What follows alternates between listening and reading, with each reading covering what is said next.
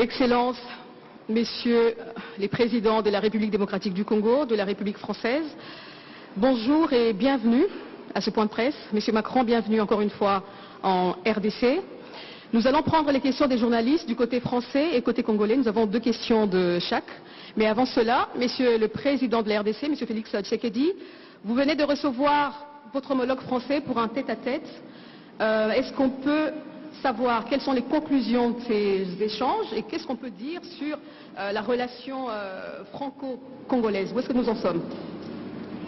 Merci Madame. Avant toute chose, je voudrais souhaiter la bienvenue au président de la République française, le président Emmanuel Macron.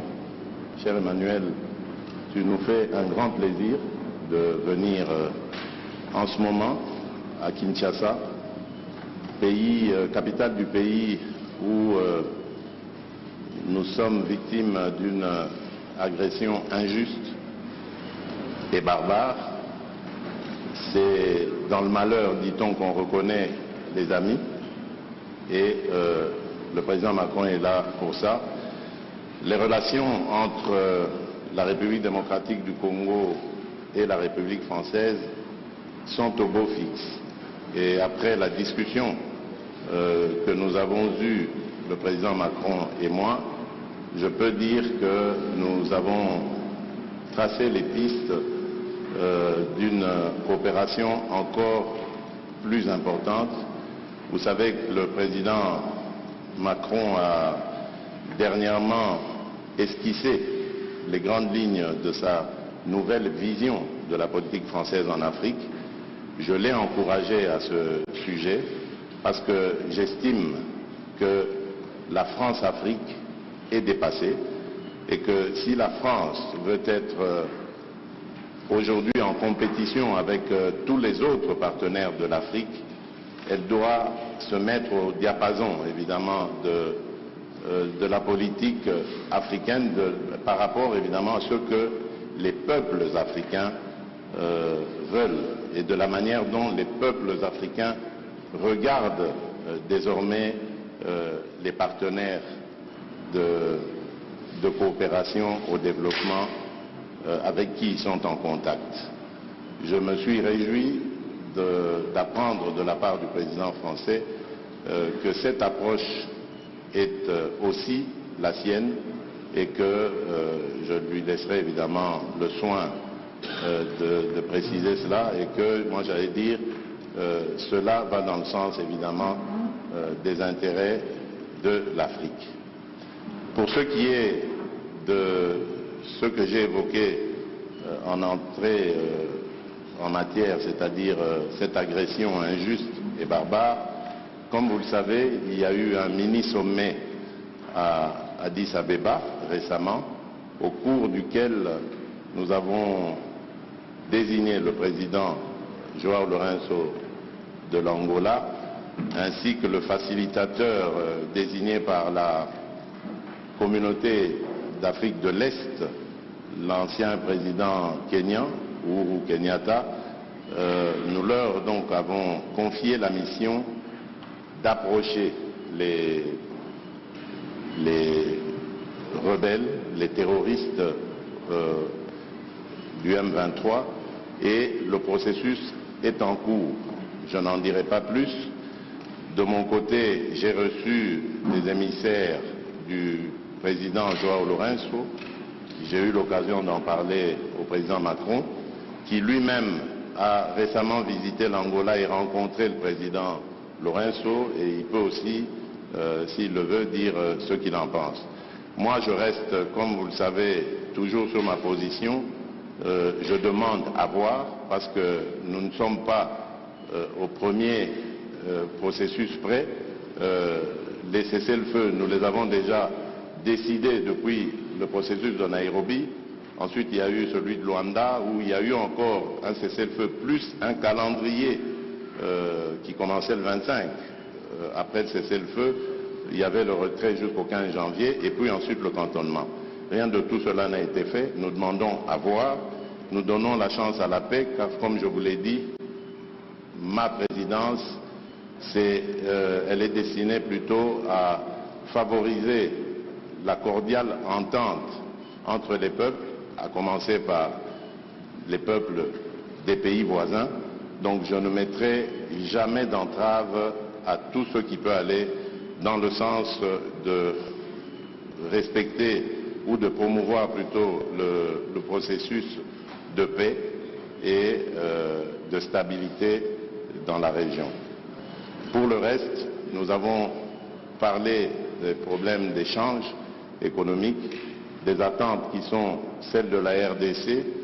Et là, j'ai eu vraiment le plaisir de constater qu'il y a un engouement certain de la part de la France à vouloir s'engager aussi dans cette compétition que j'évoquais tout à l'heure, dans le business, dans les affaires en République démocratique du Congo, dans des partenariats que nous voulons gagnant-gagnant, que tout le monde s'en sorte heureux et avec le sentiment d'avoir réalisé des partenariats qui sont satisfaisants.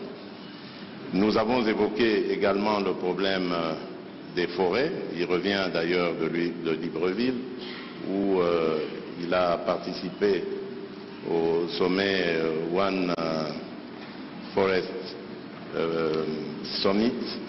C'est un sommet qui a pris en compte, qui s'est plutôt attardé sur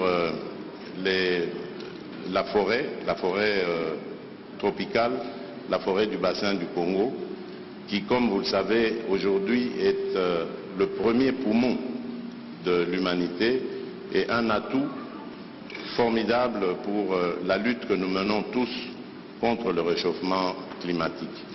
Là aussi, nous avons développé une série d'idées et nous sommes arrivés aussi à des conclusions de partenariat importants pour à la fois mettre en avant cet atout considérable qu'est la forêt, mais également comment par la transformation sur place, la transformation locale, nous pouvons créer de la richesse et des emplois, bref, une dynamique économique qui peut être favorable à nos pays.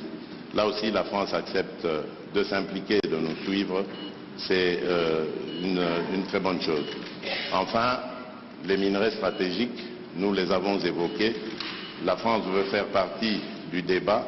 Ce qui m'a le plus intéressé, c'est ce partenariat qui va être conclu, je crois, avec la firme française BRGM, qui va nous apporter son savoir-faire et nous accompagner dans la certification de nos minerais, la cartographie, et plus tard, évidemment, ça nous aidera à pouvoir mieux exploiter ces domaines. Donc voilà en bref ce que nous avons passé comme sujet, et je peux dire en conclusion que la France revient en force en République démocratique du Congo. Nous espérons simplement que cela n'est pas juste un feu de paille et que ce sera vraiment un vrai départ à nouveau, parce que le président a fait d'ailleurs le constat qu'il n'y a pas beaucoup de firmes françaises en République démocratique du Congo en particulier, mais même aussi en Afrique en général, et qu'il serait temps que la France redevienne encore plus présente. Ce sera tant mieux pour nos relations, tant mieux pour les affaires, tant mieux pour l'emploi. Alors nous allons commencer par Michel Kifinda de Radio Okapi qui a une question, je pense, sur les aspects sécuritaires. Michel Kifinda, vous avez le micro. Merci. Je suis Michel Kifinda Ngoy de Radio Okapi. Ma question va s'adresser à Monsieur le Président Emmanuel Macron. Monsieur le Président, la mémoire congolaise retient d'une façon fraîche que la France a joué un rôle pertinent dans le génocide rwandais et surtout dans l'entrée des FDLR en RDC avec l'opération turquoise. Vous vous rappelez, il y a eu un couloir humanitaire. On a fait entrer des militaires avec armes et munitions malgré l'opposition de l'autorité congolaise. Aujourd'hui, la RDC a déjà enregistré plus de 10 millions de morts. On est victime de notre solidarité. Comment la France compte-t-elle résoudre personnellement, puisque vous étiez là et c'est vous qui avez fait entrer ces militaires, cette problématique de la sécurité dans l'Est, et comment comptez-vous réparer le préjudice causé à la population congolaise? Ça, c'est le premier aspect de ma question.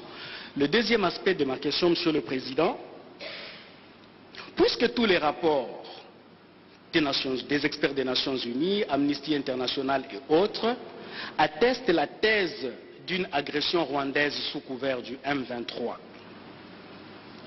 Nous constatons que la France n'est pas assez chaude à condamner le Rwanda, à demander des sanctions, puisque vous siégez au Conseil de sécurité des Nations Unies, mais vous le faites avec agressivité contre la Russie. Pourquoi cette léthargie du côté congolais? Vous sentez-vous plus coupable de la mort de 800 000 Rwandais plutôt que de 10 millions de Congolais? Qui plus est, vous avez même donné 20 millions de dollars au Rwanda, pays agresseur à la RDC. La RDC peut-elle toujours continuer à considérer la France comme un pays ami? Merci, Monsieur le Président. Merci, Michel. Merci pour vos questions. J'ai dit dans mon propos introductif, et je vous le redis avec beaucoup de clarté, que la France est un allié de la RDC, continuera de l'être.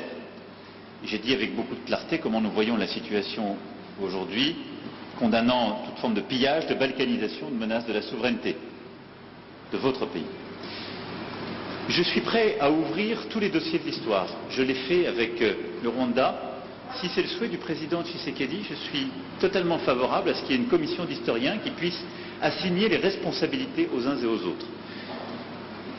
Vous avez rappelé une page sombre de l'histoire de la région. La France a assumé d'ouvrir tous ses livres et de la faire écrire par des historiens de manière totalement indépendante.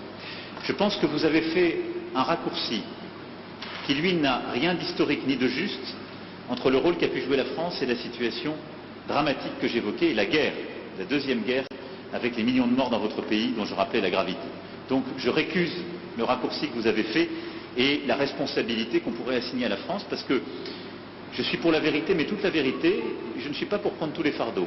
J'essaie de prendre les miens, et c'est déjà bien.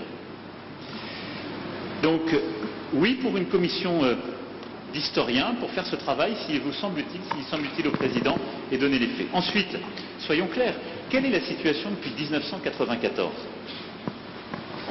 Plusieurs pays de la sous-région, il n'y en a pas qu'un, plusieurs, sont rentrés dans votre pays, et plusieurs groupes rebelles y ont prospéré, captant d'ailleurs beaucoup de richesses minières économiques qui devraient revenir à votre peuple. Et depuis 1994, ce n'est pas la faute de la France, pardon de le dire dans des termes aussi crus, vous n'avez pas été capable de restaurer la souveraineté, ni militaire, ni sécuritaire, ni administrative de votre pays. C'est aussi une réalité. Il ne faut pas chercher des coupables à l'extérieur de cette affaire.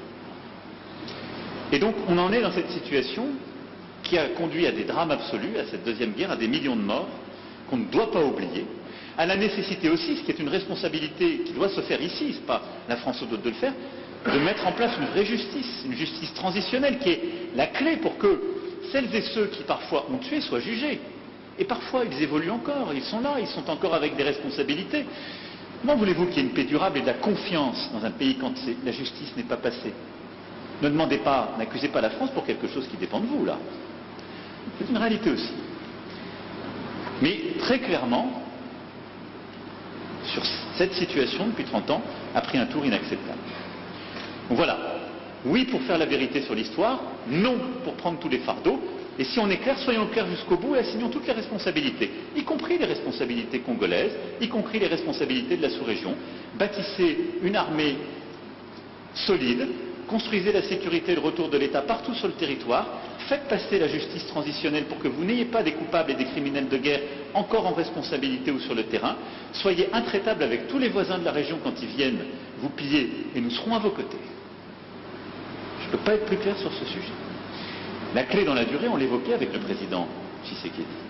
C'est très clairement d'avoir la capacité de tenir tout le territoire et un discours de vérité avec toute la sous-région, parce qu'on ne peut pas rester sur un modèle économique qui consiste à ce que des ressources soient prises ici pour permettre en quelque sorte la stabilité économique de voisinage. À ça s'ajoute un devoir aussi qui est de répondre à la menace terroriste. Je l'évoquais tout à l'heure rapidement. Les ADF sont des groupes qui n'ont pas de proxy régionaux. Ce sont des groupes terroristes sur votre sol qui menacent la stabilité et qui peuvent s'étendre, on l'a vu, dans d'autres régions africaines, avec des conséquences terribles. Et ces mouvements terroristes islamistes, il faut aussi les combattre, c'est une question de sécurité nationale. Ensuite, pour ce qui est du M23 et des sanctions. J'ai toujours été très clair, et la France a constamment condamné le M23 et tous ceux qui le soutiennent. Et je suis ici pour que chacun prenne ses responsabilités, y compris le Rwanda. Aujourd'hui, la région assume ses responsabilités en mettant un plan de désescalade sur la table. Il est à ses premiers pas. D'abord, il marque une convergence entre des mécanismes qui étaient séparés jusqu'alors. Ensuite, il commence à fonctionner. En tout cas, je le regarde avec beaucoup d'estime, d'amitié, si je puis dire, et de soutien. Et nous sommes d'accord, y compris avec le président Tshisekedi, pour appliquer ce plan et donner une chance à la paix. Donc nous avons une opportunité de résoudre, je l'espère, la question du M23. Nous avons aussi l'opportunité de traiter, ce faisant, si ce plan avec son chronogramme sont appliqués, enfin la question des FDLR. Donc je vais être très clair, ce n'est pas aujourd'hui qu'on doit tout bousculer. Aujourd'hui, il faut donner une chance à ce plan, à la médiation angolaise, à l'engagement des uns et des autres résultats. Mais je serai tout aussi clair. Ceux qui feront obstacle à ce plan, et on le verra sur le terrain, puisque dans le cadre de la médiation, il y a un mécanisme de vérification sous pilotage angolais, qui pourra dire qui respecte, qui ne le respecte pas, avec des observateurs indépendants. Ceux qui feront obstacle à ce plan savent à quoi ils s'exposent, y compris à des sanctions. Merci. Alors nous avons Madame Leroux, Valérie, de l'agence France Presse, AFP. Oui, la première question s'adresse à Monsieur le Président Tshisekedi. Êtes-vous satisfait des annonces qui ont été formulées par votre homologue français et considérez-vous que la France a clarifié sa position sur la situation dans l'Est du pays comme les Congolais le réclamaient? La deuxième question est pour Monsieur le Président Macron. Vous êtes aujourd'hui à Kinshasa dans un pays qui se prépare à une échéance électorale importante à la fin de l'année. Craignez-vous, comme un de vos ministres des Affaires étrangères a pu le formuler dans le passé, qu'il y ait de nouveaux compromis à l'africaine pour la prochaine élection à venir, comme cela avait été formulé lors de l'annonce de la victoire de M. Tshisekedi? Et toute petite question supplémentaire, Monsieur Macron, vous avez beaucoup insisté durant votre tournée sur la fin de la Centrafrique, de la France-Afrique, pardon, excusez-moi. Votre visite hier à Brazzaville et les images du président français aux côtés de son homologue Sassou Nguesso ont été interprétées par beaucoup comme une forme de reliquat du passé. Est-ce qu'à ce jour, on peut dire que la réalité impose peut-être de maintenir, de garder certaines pratiques du passé? Merci Madame. Les annonces du président français, bien évidemment, sont satisfaisantes, mais c'est encore sur le plan théorique. Il faut attendre de voir la pratique. Nous remercions la France et l'Europe pour ce soutien combien important à apporter aux déplacés de guerre, à nos compatriotes déplacés de guerre. Mais là, je dois préciser que j'avais fait une proposition pour accompagner cette aide à ces déplacés. J'ai faite tout à l'heure au président Macron. C'est celle d'apporter plutôt une aide au retour et non pas une aide à demeurer dans des conditions infrahumaines que ces déplacés de guerre vivent en ce moment. L'aide au retour aura l'avantage à la fois de ramener évidemment ces déplacés dans leur lieu de résidence habituel, mais aussi de mettre la pression sur le processus de paix, l'exécution du processus de paix, c'est-à-dire cessez-le-feu et retrait, parce qu'au moment où les populations feront mouvement vers leur localité d'origine, les terroristes du M23 devront quitter ces lieux. Et enfin, chose importante, ça donnera la possibilité cette fois-ci à la Commission électorale nationale indépendante de déployer ces machines et d'ouvrir ces bureaux pour enregistrer les électeurs. Parce qu'en ce moment, je vous le rappelle, nous sommes déjà en phase du processus électoral. Les électeurs sont en train d'être enrôlés. C'est déjà fait dans la partie ouest du pays. Actuellement, nous sommes dans la partie centre et la partie est. Le seul problème reste au niveau des zones de troubles où nous avons besoin que l'ordre revienne ainsi que la stabilité afin de pouvoir continuer avec le processus électoral. Sinon, nous risquons d'avoir un retard considérable qui impactera sur la date prévue par le calendrier. Pour le reste, c'est comme je l'ai dit, je demande à voir, surtout au niveau des sanctions, parce que je reste dubitatif quant à la bonne foi de ceux qui nous ont agressés.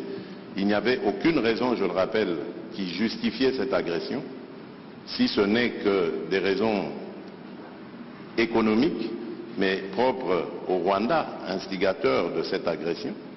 Maintenant, la question est de savoir est-ce que le Rwanda peut se passer de ce pillage systématique de la République démocratique du Congo qui date maintenant d'une vingtaine d'années. Et si c'est le cas, ça se vérifiera à travers ce processus. Et si ce n'est pas le cas, c'est là que je vérifierai les propos et les engagements du président Macron par rapport aux sanctions à prendre contre le Rwanda, et ça il faut le préciser. Sur ce qui est des élections à venir, il y a un calendrier, il y a un engagement. La France a toujours été très claire, c'est-à-dire là aussi. Je pense que si on veut que les choses marchent, il faut partir avec de la confiance et se donner les moyens de la confiance. Et donc qu'il y ait un processus loyal, qu'il y ait une commission nationale indépendante qui suive le processus, avec des personnalités incontestables d'un point de vue politique et neutre, et qu'il y ait des systèmes d'enregistrement et d'organisation du vote qui soient aux meilleurs standards, et qu'il y ait des observateurs régionaux, internationaux, déployés partout, avec peut-être d'ailleurs une association des communautés religieuses pour que de manière très locale il puisse y avoir des observations dans chaque bureau de vote, et qu'il y ait un processus de confiance qui soit mis en place. Donc moi j'ai confiance en cela, je sais combien le président Tshisekedi, qui est le fruit d'une alternance politique, est attaché à la clarté démocratique. Il n'y a aucune raison pour que les choses ne se passent pas dans les meilleures conditions. Et le rôle de la communauté internationale, c'est d'y aider en fournissant les moyens, la bonne organisation et le reste.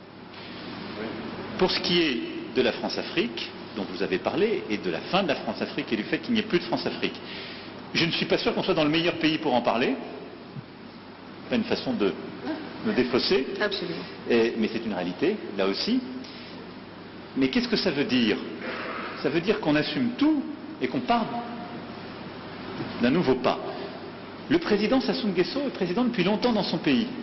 Bon, c'est pas le choix de la France. Ça fait 14 ans qu'il n'y avait pas eu un président français qui était là-bas, et c'est normal que ce ne soit pas le choix de la France, parce qu'il se trouve qu'il n'est pas président français. Donc, quand on va au Congo-Brazzaville, parce qu'il faut humilier personne quand on fait une tournée régionale, ça ne me choque pas particulièrement que le président français rencontre le président du Congo. Voilà. Alors après, la question, c'est qu'est-ce qu'on lui dit? C'est pas pour lui servir la soupe. Et donc, j'ai tenu un discours cohérent avec ce que je vous disais lundi, qui est celui de bâtir des nouveaux partenariats. Une politique pour le climat et la forêt qui correspond à nos ambitions et l'application de ce qu'on a lancé à Libreville. Une politique culturelle nouvelle en défendant justement les artistes, y compris les plus insolents et les plus innovants. De nouveaux partenariats en matière économique pour les petites et moyennes entreprises, pour faire davantage là-bas, et améliorer le cadre d'affaires, ce que je lui ai demandé parce qu'il n'est pas bon aujourd'hui. Donc c'est une politique exigeante, sincère, d'avenir. Voilà. Mais si on se met en quelque sorte dans une situation qui consiste à dire partout où il y a des dirigeants qui ne sont pas élus aux meilleurs standards démocratiques ou ceux qui nous plaisent, ou qui sont là depuis trop longtemps, il n'y a plus de déploiement de la France ou de partenariat, ben vous serez les premiers à m'expliquer le lendemain qu'il n'y a plus de politique de la France du tout et qu'il n'y a plus de présence de la France. Donc, on fait avec les dirigeants qui sont là, avec respect. Donc il y a du respect, on en doit à la fois au président Sassou Nguesso et à son peuple. On le fait en constatant nos accords et nos désaccords et en essayant de bâtir une politique d'avenir et en disant ce qui ne va pas quand ça ne va pas. Ce que j'ai fait hier. Donc je pense que c'est cohérent. Mais c'est exigeant. C'est le propre exactement de ce que nous sommes en train de faire avec le continent africain. Je pense qu'il le mérite parce que c'est un immense continent d'avenir avec lequel on a une histoire plurielle, si je puis utiliser ce terme, multiple, mais qui est un continent que j'aime. Merci beaucoup. Monsieur le Président, vous avez une réaction par rapport à la question qui a été posée? Oui, je voulais réagir par rapport à cette question sur le compromis à l'africaine, enfin ce petit commentaire, pour dire que, voyez-vous madame, c'est justement ça qui doit changer dans nos rapports avec la France en particulier, mais l'Europe en général, l'Occident. Votre façon de voir les choses lorsqu'elles se passent en Afrique. Quand il y a des irrégularités aux élections américaines, on ne parle pas de compromis à l'américaine. Lorsqu'en France, il y a plusieurs années maintenant, lors des années Chirac, il y a eu un scandale sur des électeurs décédés qu'on a fait voter, on ne parlait pas de compromis à la française. Je crois qu'il doit y avoir du respect dans la considération que nous avons les uns envers les autres. Nous n'avons aucunement l'intention de galvauder l'opinion de nos électeurs. Le processus électoral est entamé. Nous avons tiré suffisamment la sonnette d'alarme pour dire que s'il y a risque de dérapage, ce n'est pas à cause des autorités du pays ni des responsables de la CENI, c'est simplement dû au fait que nous sommes un pays agressé par le Rwanda, l'agression à laquelle d'ailleurs a fait suite un déplacement massif de population, d'électeurs, qui pouvaient être en ce moment en train d'être enrôlés, mais qui malheureusement ne peuvent pas à cause du fait qu'ils sont loin de leur base. Et à cause de cela, nous risquons de prendre du retard dans l'enrôlement. Et s'il y a retard dans l'enrôlement, il y aura retard dans le vote de la loi sur la répartition des sièges, parce que c'est très important, c'est en juin qu'elle doit intervenir, pour que nous puissions ensuite aller sur un processus électoral crédible. Sans cela, jusqu'à ce stade, je ne sais pas comment nous allons nous y prendre. Est-ce qu'il faut stopper le processus d'enrôlement des électeurs en attendant que la paix revienne, avec le risque que cela impacte sur le respect du calendrier, ou faut-il continuer le processus en ne prenant pas en compte les populations nombreuses de déplacés de guerre? C'est ça qui peut poser problème. Et si demain, nous allons aux élections dans des conditions difficiles, vous parlerez de compromis à l'africaine, alors qu'aujourd'hui, ces mêmes Africains sont en train d'attirer votre attention sur cette ignoble et injuste agression due au fait du Rwanda, et demandons même des sanctions. Personne n'en parle. Voilà ce que je voulais apporter comme précision pour dire, ça aussi, ça doit changer dans la manière de coopérer avec la France et l'Europe. Regardez-nous autrement, en nous respectant, en nous considérant comme de vrais partenaires, et non pas toujours avec un regard paternaliste, avec l'idée de toujours savoir ce qu'il faut pour nous, et non pas pour...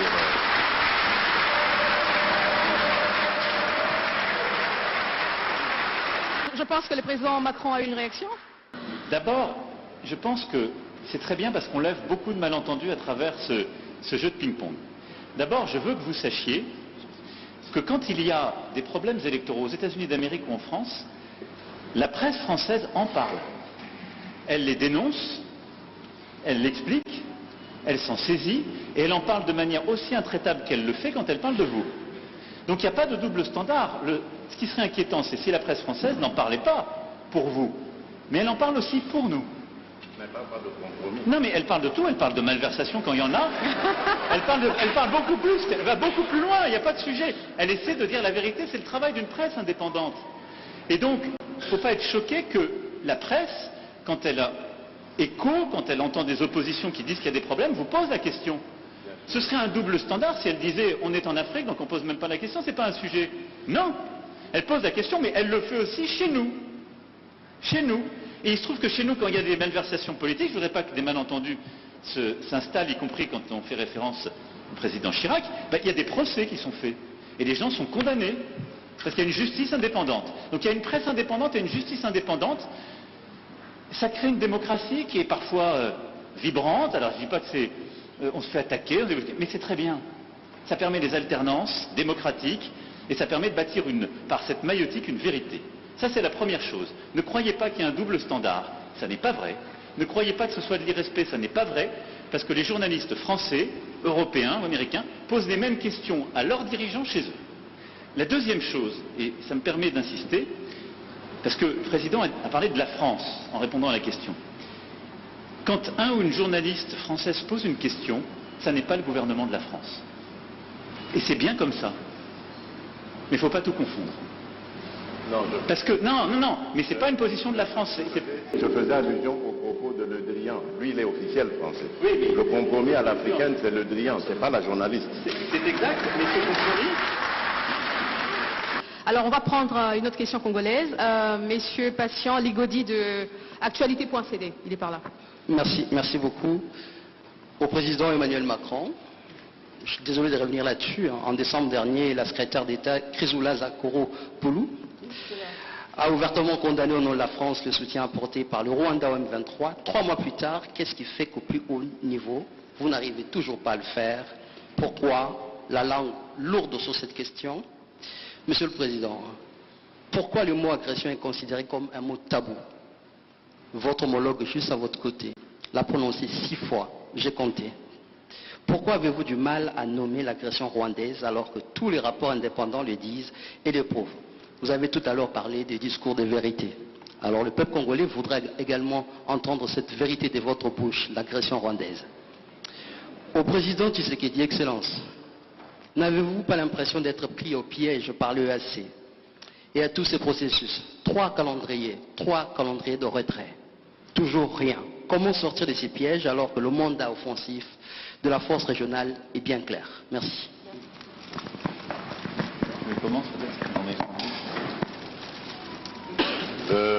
Être pris au piège, je ne pense pas.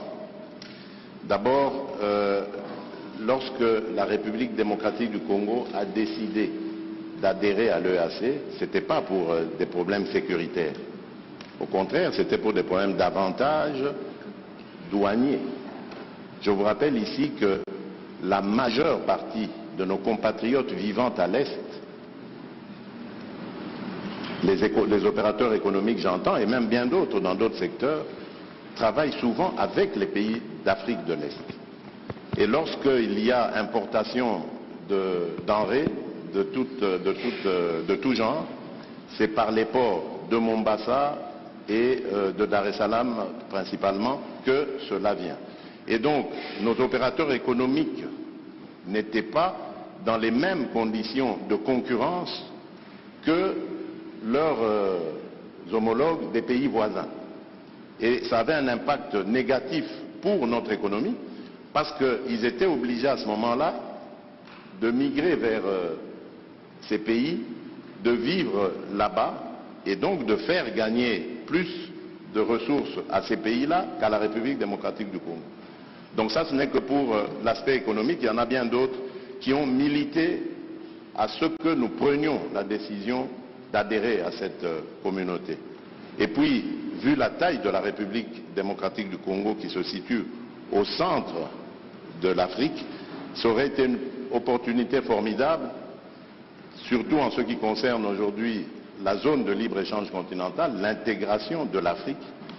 Ça aurait été une opportunité formidable d'adhérer, et ça l'est, c'est une opportunité formidable parce que ça nous permet d'être au cœur de tous ces échanges entre l'océan Indien et l'océan Pacifique. Donc il faut regarder notre adhésion à la communauté d'Afrique de l'Est de cette manière-là. Malheureusement, entre-temps, par accident ou par velléité hégémoniste ou de pillage de nos ressources. Le Rwanda nous fait la guerre, mais cela ne doit pas remettre en cause toute la raison d'être de notre adhésion dans cette communauté. Alors, maintenant, lorsque vous me parlez de piège, je ne suis pas d'accord avec ça. Parce que d'abord, les forces kenyanes se sont déployées, comme elles s'étaient engagées de le faire, c'est le cas aujourd'hui.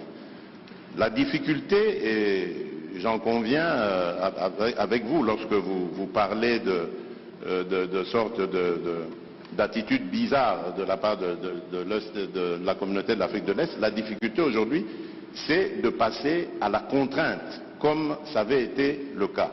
Mais vous savez, la contrainte, c'est la guerre. La guerre, on sait quand on la commence, on ne sait pas quand on la termine. Vous avez plusieurs exemples dans le monde aujourd'hui. Et je crois que ces pays veulent donner la chance à la paix, mais alors jusqu'au bout. Et c'est notre cas aussi, nous, République démocratique du Congo, qui sommes les plus concernés par cette agression. Parce qu'à cause de cette agression, nous sommes obligés aujourd'hui de consacrer nos ressources à renforcer les capacités de notre armée, alors qu'on pouvait continuer avec notre programme de développement local des 145 territoires, avec le financement de la gratuité de l'enseignement, avec le financement de la gratuité et de la couverture santé universelle. Donc voilà, je peux continuer comme ça, des tas de projets sur lesquels nous étions engagés et que nous sommes maintenant obligés d'arrêter parce qu'il faut se consacrer à la sécurisation de nos populations et de notre territoire. Et donc c'est d'abord l'affaire des Congolais avant d'être celle de nos voisins. Nos voisins viennent en aide à ce que nous recouvrions la paix et j'espère qu'ils auront raison. Ils veulent donner une chance à la paix, c'est normal, parce qu'ils pensent qu'engager des ressources à vouloir faire la guerre, c'est des dépenses, beaucoup de dépenses, et même au bout du compte, on n'est pas sûr du résultat. Donc donnons d'abord une chance à la paix, et je suis d'accord avec ces pays voisins, et ensuite nous verrons. Mais comme je l'ai dit, moi je reste vigilant, parce que dubitatif, compte tenu de ce que je sais des velléités rwandaises, et compte tenu de ce que je sais de leurs engagements pris jusqu'ici, qui n'ont jamais d'ailleurs été respectés. Voilà. J'ai été très clair sur la condamnation du M23 et de tous ceux qui le soutiennent, y compris le Rwanda. Pour le Rwanda. Bien sûr. Donc, je ne peux pas être plus clair que ça. Après, ce n'est pas une question de dénonciation. Je l'ai fait, nous l'avons fait depuis des mois. Parler d'agression, on l'a fait par des groupes. Des groupes qui sont d'ailleurs des groupes incluant aussi des Congolais. Vous le savez comme moi. Donc ce n'est pas une agression d'une puissance extérieure. Ils sont soutenus par plusieurs puissances extérieures dans une logique de prédation, mais ces groupes ont aussi des ressortissants qui sont de votre pays. C'est une réalité. Bon. Donc, je l'ai condamné, et on peut parler tout à fait d'agression, j'ai aucun problème, de tous ces groupes, y compris des ADF et autres. Et la France est un soutien et un allié de la RDC contre à la fois ces pillages, cette volonté de balkanisation. La question qu'il y a derrière ce que vous me demandez, c'est de savoir si on veut passer un cran supplémentaire, elle est tout de suite aux sanctions. J'ai répondu de manière très claire tout à l'heure. Nous dénonçons, nous condamnons, nous accompagnons le processus de médiation régionale, mais au moment où, pour la première fois depuis des mois, alors que jusqu'alors ces processus avaient été mis en échec par des refus de délivrer des visas pour permettre, par exemple, au M23 de bouger. Ça a été fait, ils ont pu aller à Luanda. Il y a un processus qui avance. On a un rendez-vous mardi, je serai intempestif à vous dire il faut tout de suite sanctionner. Donc je vous l'ai dit, moi, je fais confiance à ce processus parce que je pense qu'on peut se faire plaisir, on peut faire de l'escalade de tribunes ici devant vous. Mais demain, c'est quoi l'alternative au plan de paix régional? C'est la guerre. Est-ce que je souhaite la guerre pour vous? Non. Donc je souhaite défendre ce plan de paix régional qui me paraît sérieux, crédible et qui engage toutes les forces de la région. Parce que je n'ai pas trouvé de solution plus intelligente et plus crédible. Et donc dans ce cadre, je préfère faire confiance avec exigence, dire ce que nous attendons du Rwanda et des autres voisins, c'est de s'engager et de respecter les rendez-vous qu'ils se donnent, sous la supervision des médiateurs, et s'ils ne respectent pas, alors oui, il doit y avoir des sanctions. Je vous le dis très clairement. Mais au bon moment et en fonction du processus qui a été décidé par votre président et ses homologues à Addis Abeba, et qui est sous cette médiation angolaise. Alors la dernière question est de Madame Méral Christelle de France Télévisions. Bonjour, Christelle Méral, donc France Télévisions. La question s'adresse au président français. Monsieur Macron, vous, après plusieurs jours en Afrique, vous rentrez donc demain matin en France. Le pays, mardi, pourrait être bloqué en raison de la réforme des retraites. Alors, est-ce que vous ne redoutez pas que le blocage s'installe? Et puis, si la réforme devait rester très impopulaire, est-ce que vous ne craignez pas que l'on vous reproche de ne pas être à l'écoute des Français? Vous comprendrez bien que j'ai déjà fait plusieurs commentaires sur cette réforme des retraites, qui a fait partie de mon engagement présidentiel, et je ne vais pas, depuis ici, compte tenu des sujets qu'on est en train d'évoquer, de la lourdeur de l'actualité, de l'importance stratégique de cette tournée en Afrique, faire de nouveaux commentaires sur les commentaires. Je n'ai pas grand-chose de neuf à dire. Donc, ce qui m'importe, c'est surtout d'expliquer à nos compatriotes l'importance, en effet, dans un moment comme le nôtre, de passer 4 jours en Afrique, dans cette région qui est une région où une partie de notre histoire aussi s'est jouée. On était à Brazzaville hier, qui était la capitale de la France libre, où il y a une partie de notre passé, mais surtout beaucoup de notre avenir, sur le plan climatique, sur le plan de la biodiversité, culturelle, linguistique, mais aussi sécuritaire. Et donc, je pense que c'est important, le président de la République française, que les ministres compétents puissent se déployer, y compris dans ces moments-là, pour porter la voix de la France, agir. Et tout n'est pas suspendu à une seule chose, et tout ne doit pas l'être. Et ça reste la préoccupation majeure des Français. Nous continuons à avancer, mais vous avez compris que je ne ferai pas davantage de commentaires sur la vie politique française ici, depuis Kinshasa, à la fois parce que je n'ai pas grand-chose à dire, et ensuite par respect pour nos amis, compte tenu de ce qu'ils sont en train de vivre. Et vous avez raison. Je voulais simplement vous dire qu'on est ensemble. Soza Elongo, Tuko Pamoja, Tuji Pamwa, Betukele Kimbuka.